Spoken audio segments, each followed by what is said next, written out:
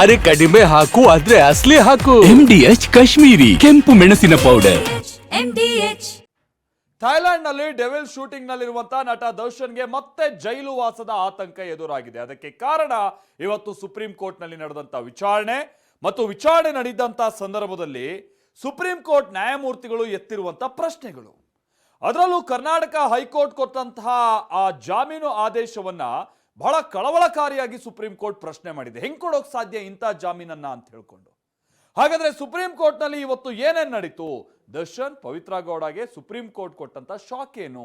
ಹಾಗಾದ್ರೆ ದರ್ಶನ್ ಅವರ ಜಾಮೀನು ಏನಾದ್ರು ರದ್ದಾಗಬಹುದಾ? ಬನ್ನಿ ಇದಕ್ಕೆ ಸಂಬಂಧಪಟ್ಟ ಹಾಗೆ ಒಂದು ಇಂಟ್ರೆಸ್ಟಿಂಗ್ ವರದಿಯನ್ನ ನೋಡ್ಕೊಂಬೋಣ.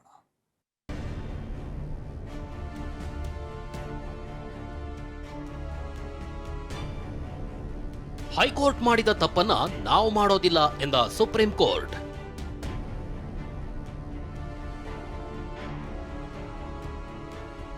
ರದ್ದಾಗುತ್ತಾ ದರ್ಶನ್ ಪವಿತ್ರ ಬೇಲ್? ಥೈಲ್ಯಾಂಡ್ನಲ್ಲಿ ಡೆವಿಲ್ಗೆ ಟೆನ್ಷನ್.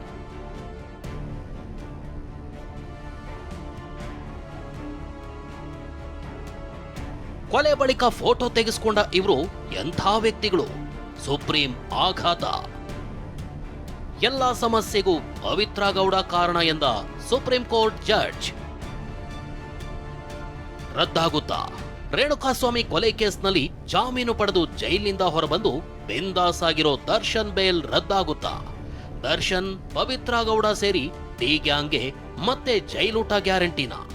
ಇಂಥದ್ದೊಂದು ಆತಂಕ ಢವ ಢವ ಖುದ್ದು ದರ್ಶನ್ ರನ್ನ ಕಾಡ್ತಿದೆ.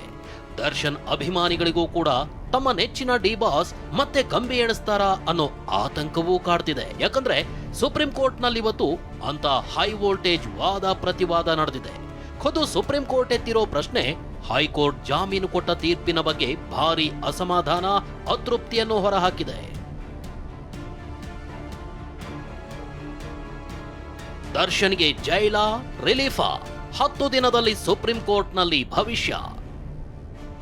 ಸದ್ಯ ಜಾಮೀನಿನ ಮೇಲೆ ಹೊರಗಿರುವ ದರ್ಶನ್ ಥೈಲ್ಯಾಂಡ್ ನಲ್ಲಿ ಸಿನಿಮಾ ಶೂಟಿಂಗ್ ನಲ್ಲಿದ್ದಾರೆ. ಆದರೆ ದರ್ಶನ್ ಪವಿತ್ರ ಗೌಡ ಸೇರಿದಂತೆ 7 ಆರೋಪಿಗಳಿಗೆ ನೀಡಿರುವ ಬೇಲ್ ಪ್ರಶ್ನಿಸಿ ಪ್ರಾಸಿಕ್ಯೂಷನ್ ಸುಪ್ರೀಂ ಕೋರ್ಟ್ ಮೆಟ್ಟಿಲೇರಿತು.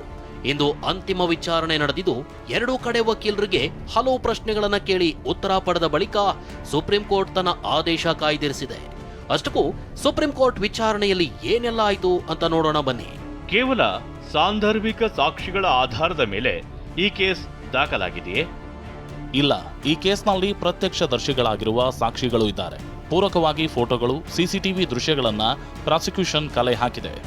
ನೀವು ಸಂಗ್ರಹಿಸಿರುವ ಫೋಟೋದಲ್ಲಿ ಈ 7 ಆರೋಪಿಗಳು ಇದ್ದಾರೆಯೇ? ಪ್ರಮುಖ ಆರೋಪಿ ಇದ್ದಾರೆ. ಈ ಕೇಸ್ ಹಿನ್ನೆಲೆ ಹೇಳ್ತೇನೆ. ನಟನೆ ವೃತ್ತಿಯಲ್ಲಿರುವ A2 ದರ್ಶನ್ ಅನ್ನ ಡಿ ಬಾಸ್ ದರ್ಶನ್ ಎಂದು ಕರೆಯುತ್ತಾರೆ. ದರ್ಶನ್ ಮತ್ತು Pavithra Gowda living in relation ನಲ್ಲಿದ್ರು. ಈ ಕೊಲೆ ಮಾಡಲು ಹಿಂದಿನ ಉದ್ದೇಶವೇನು? ರೇಣುಕಾಸ್ವಾಮಿ ದರ್ಶನ್ ಫ್ಯಾನ್ ಆಗಿದ್ದ. ಈತ ಪವಿತ್ರ ಗೌಡಗೆ ಅಶ್ಲೀಲ ಸಂದೇಶ ಕಳಿಸ್ತಿದ್ದ. A3 ಪವನ್ಗೆ ಪವಿತ್ರ ಗೌಡ ವಿಷಯ ತಿಳಿಸಿದ್ಲು. ಆತ ದರ್ಶನ್ಗೆ ವಿಷಯ ತಿಳಿಸಿದ. ರಾಘವೇಂದ್ರ ದರ್ಶನ್ ಅಭಿಮಾನಿ ಸಂಘದವನು.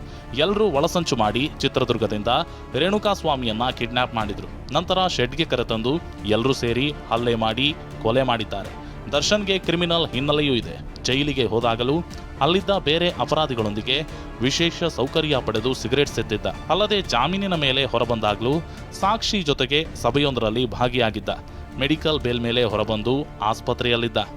ರೇಣುಕಾಸ್ವಾಮಿಗೆ ದರ್ಶನ್ ಹಲ್ಲೆ ನಡೆಸಿದ್ದನ್ನ ನೋಡಿದ ಪ್ರತ್ಯಕ್ಷದರ್ಶಿ ಯಾರಾದರೂ ಇದ್ದಾರಾ? ಪ್ರತ್ಯಕ್ಷ ಸಾಕ್ಷಿಗಳ ಹೇಳಿಕೆಗೆ ಪೂರಕವಾಗಿ ಸಾಂದರ್ಭಿಕ ಸಾಕ್ಷಿಗಳು ಇವೆ. ಮತ್ತೊಂದು ಫೋಟೋದಲ್ಲಿ ಇದೇ ವಾಹನದ ಮುಂದೆ ದರ್ಶನ್ ಆರೋಪಿಗಳೊಂದಿಗೆ ಫೋಟೋ ತೆಗೆಸಿಕೊಂಡಿದ್ದಾನೆ.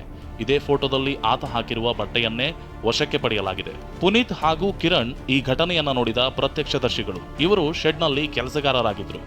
Unbelievable mister ಲೋತ್ರಾ.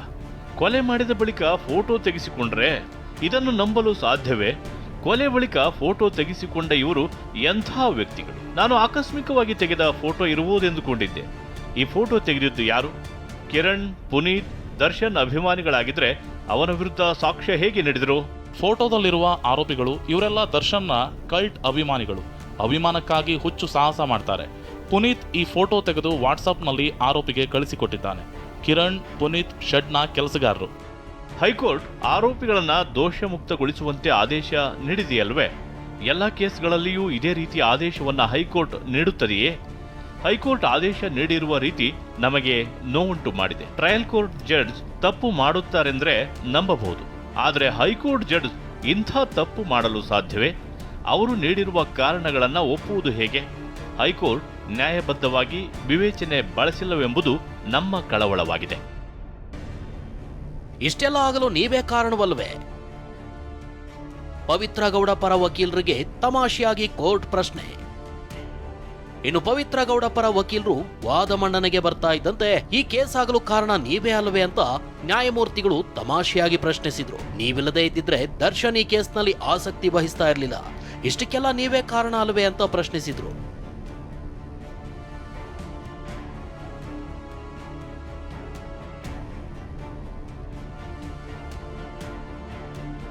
ಸದ್ಯ ವಾದ ಪ್ರತಿವಾದ ಆಲಿಸಿರುವ ಸುಪ್ರೀಂ ಕೋರ್ಟ್ ಎಲ್ಲ ಆರೋಪಿಗಳು ಲಿಖಿತ ವಾದಾಂಶಗಳನ್ನ 1 ವಾರದೊಳಗೆ ಸಲ್ಲಿಸಿ, ಹೈಕೋರ್ಟ್ ಮಾಡಿದ ತಪ್ಪನ್ನ ನಾವು ಮಾಡೋದಿಲ್ಲ, ನಾವು ಆರೋಪಿಗೆ ಶಿಕ್ಷೆ ನೀಡೋದಿಲ್ಲ, ನಿರ್ದೋಷಿ ಅಂತಾನೂ ಆದೇಶದಲ್ಲಿ ಹೇಳೋದಿಲ್ಲ, ಜಾಮೀನು ರದ್ದು ಮಾಡಬೇಕೇ ಬೇಡವೇ ಅನ್ನೋದಷ್ಟೇ ತೀರ್ಮಾನಿಸ್ತೀವಿ ಅಂತ ಹೇಳಿದೆ.